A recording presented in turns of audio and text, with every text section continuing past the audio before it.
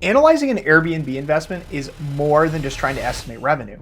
You need to understand how to estimate expenses, decipher local regulations, access lot lines, and many other things to determine whether or not a specific property is a smart long-term investment. So here are my 10 steps to analyze any Airbnb investment.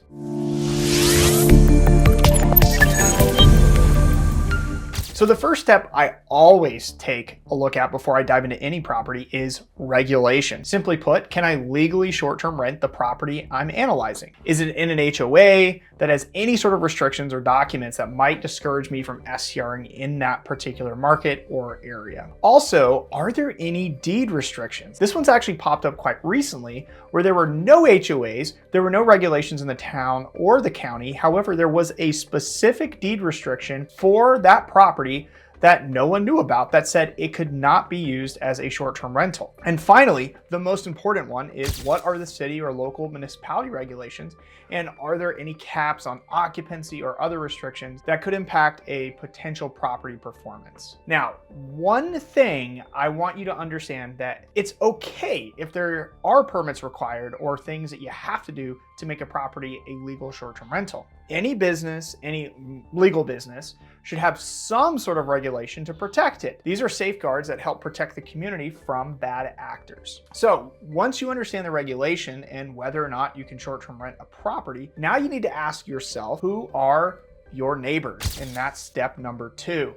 Neighbors will make or break your short-term rental in most markets. If your neighbors hate you and hate short-term rentals, you're gonna have a difficult time trying to have a successful short-term rental, because they most likely can and will bother your guest, or worse, report you to the town or the city about any nuisance, whether it's minor or major. So be careful and understand who your neighbors are. Now, does that mean you shouldn't have neighbors? No, not at all. It means that you need to check out who your neighbors are. Also, you need to check to make sure the property isn't next to a dump site, an industrial zone, a pig farm, even electrical wires that can cause cancer, or even nuclear power plants that could scare people away.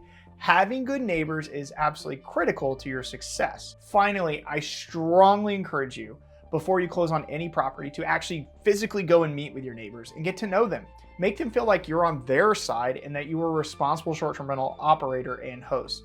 That's really, really important. So now that we feel good about regulations and our neighbors, we can now move to step number 3, which is our revenue estimation. First, we need to determine the property characteristics that drive revenue. Basically, why do we think the property that we're analyzing is special? Is this property in a great location? Is it a good size for the purchase price? Can we add certain amenities to the property that can help it stand out? What I want you to do is list the property attributes that are critical towards the revenue estimation. However, before doing this, we should have already done our market research as to which revenue driving attributes are most important in the market. So if you haven't studied the market, if you haven't dived into those market revenue attributes, you need to stop and study the market revenue drivers first, and then come back to this step. With the key property attributes written down, now it's time to analyze your competition and how your property stacks up. So in step number 4, you need to determine your competition by looking at the true market boundaries. Competition is not based on a zip code level. It's not based on properties within a certain radius, but it's based on how Airbnb or VRBO define your market boundaries. Remember, Airbnb or VRBO is the one who determines your competition, not you, not the guest, not anyone else. Airbnb or VRBO are the ones who are showing your property and showing who you're competing against in a list or a map based on how they define a market. So to determine your market boundaries, go to airbnb.com and type in the market name that the property is in, and then look at the results on the page 1 map. What surrounding towns or areas does it show? Maybe it only shows a very small area in a particular neighborhood.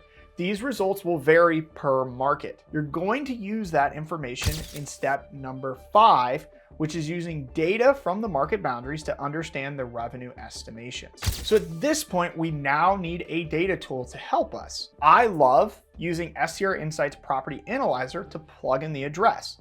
I try to match the appropriate market radius in the tool, and then I go in and I can actually see competitors that fall in those boundaries. Okay, so once we've done this and used data to get a good list of comparable properties that we feel like are somewhat similar attributes, and we can see their revenue, we're now ready for step number 6. So in step number 6, I have to identify what I call the revenue tiers.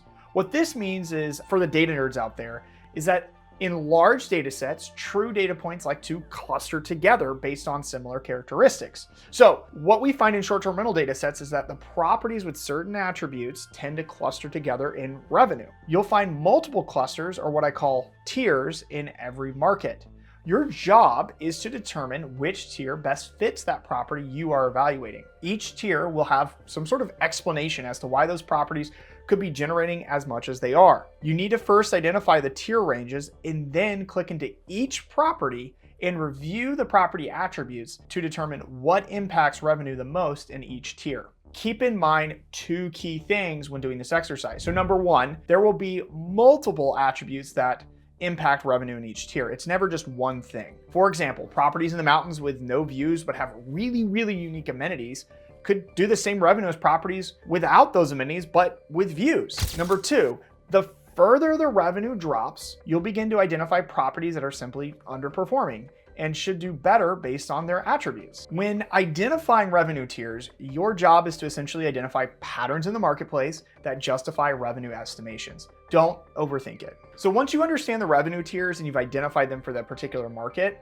now what you're going to do is analyze the revenue range for the matching tier of the property you are evaluating, which is step number 7. So if I think my property is great, but maybe it's in the mountains and it doesn't have 10 out of 10 views like the tier 1 properties, that's okay. It might be a tier 2, assuming that it has similar attributes to those properties in that tier. After I've determined my tier, I now have a good revenue range. Am I done analyzing my property? No, I'm now on step number 8, which is estimating my expenses. So your major expenses that a lot of people underestimate with short-term rentals are, for example, taxes, because the property will be reassessed at the new price point. Don't be afraid to pick up the phone, call the county, figure out what the reassessment tax is going to be before buying any property. In fact, please do that. Number 2, your insurance costs. You're not buying primary home insurance. This is a short-term rental and it has short-term rental insurance, which can be more expensive and depending on the market could be very expensive. So you need to get quotes and estimates to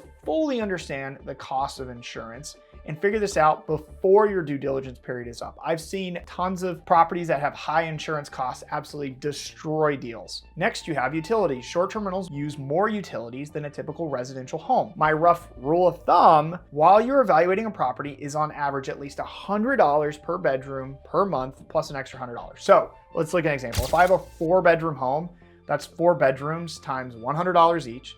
So that's $400 a month plus an extra $100. So $500 a month for utilities on a 4-bedroom home. That's the average per month for the year. Obviously it fluctuates each month. That's very conservative and that will cover your utilities for most markets. Finally, cleaning fees and other costs like landscaping, garbage, internet, fees for software, and even maintenance you need to keep in mind. Are you budgeting for replacing the hot water tank over time, replacing for the roof, big expenses? And we like to call these capital expenditures. You need to set aside some money, usually a percentage of about anywhere from 3 to 5% each month for those capital expenditures. Okay, so now that we've got revenue, we've got expenses, there's another one too, and it can technically follow your expenses, but this is step number 9. And it's a little different, and that's your monthly mortgage payment. So if you're paying with cash, you don't have to worry about this step at all. And in fact, you could just skip to step number 10. But most of us aren't paying with cash, and so we have to deal with a monthly mortgage payment. When determining your monthly mortgage payment, you need to understand what the interest rate is, if you'll have to pay private mortgage insurance, or in other words, PMI, and finally, the terms of the loan. Each of these will impact your returns. The best thing you can do at this point in time is just simply speak to a lender and ask these questions. But you absolutely need to understand what your monthly mortgage payment's gonna be before you go under contract with any property. Okay, step number 10. This is the final step, and frankly, one of the more important steps. By now, you should already know the potential revenue of a property. You should understand the expenses and also what your monthly mortgage payment is. Now we need to ask the question in step number 10. If I had to sell my property in 3 years for whatever reason, would I recoup my cost? Would I make money from the sale? Or would I simply lose money? Most investors assume that they're going to buy this amazing property and it's going to appreciate like crazy.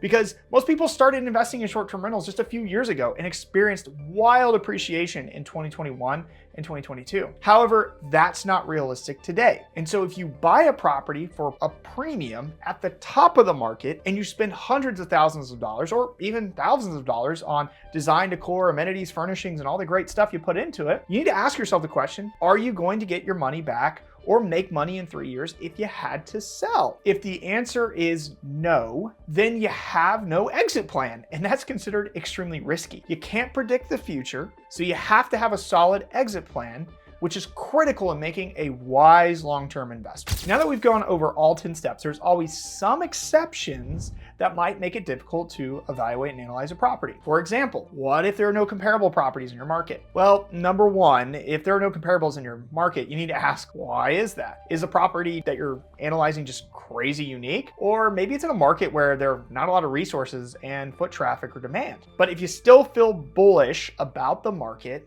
and the lack of comparables aren't a problem, then you're going to have to go down in bedroom count or look in nearby similar markets for some sort of comparable properties to give you a basis for what you think potential revenue could be. But never, I mean never, assume that your property will simply make more money than the other properties in the market simply because you're going to add some crazy design and amenities. Always, always, always use data and make data-backed decisions when you're going to invest. Saying that you're going to make more money simply because you're going to have the biggest and baddest property is actually risky and kind of a gamble. It's fine to say that, but don't underwrite and don't assume that.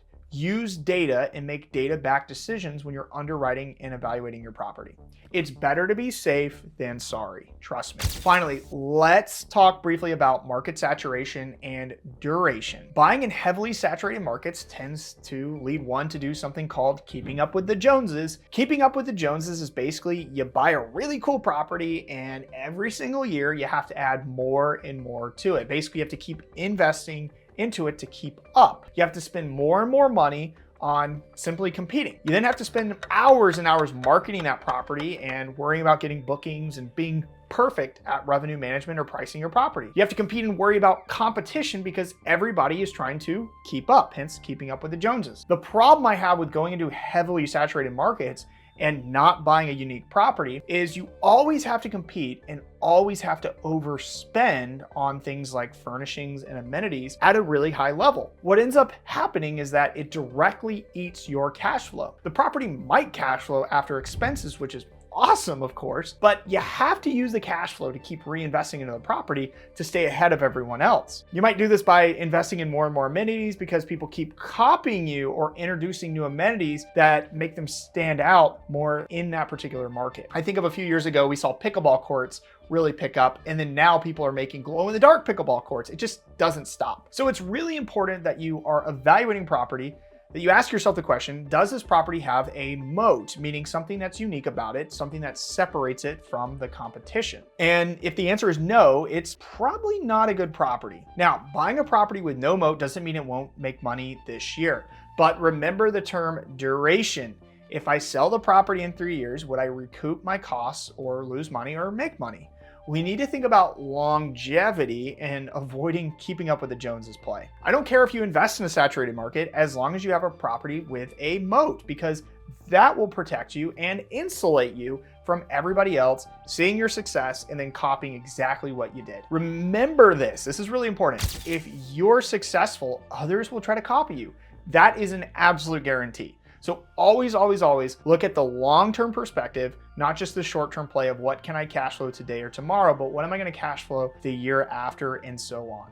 Don't always assume there's some sort of stagnant revenue appreciation with not putting in any work to improve the property over time. All right, that's a wrap on how to evaluate in 10 steps. I hope you enjoyed this video. Don't forget to like and subscribe if you've enjoyed this content, and please don't forget to click that notification bell because I'm dropping lots of good content every single month. Try to do at least 2 videos a month. So when I release a new video, you'll get notified right away. I'll see you on the next one.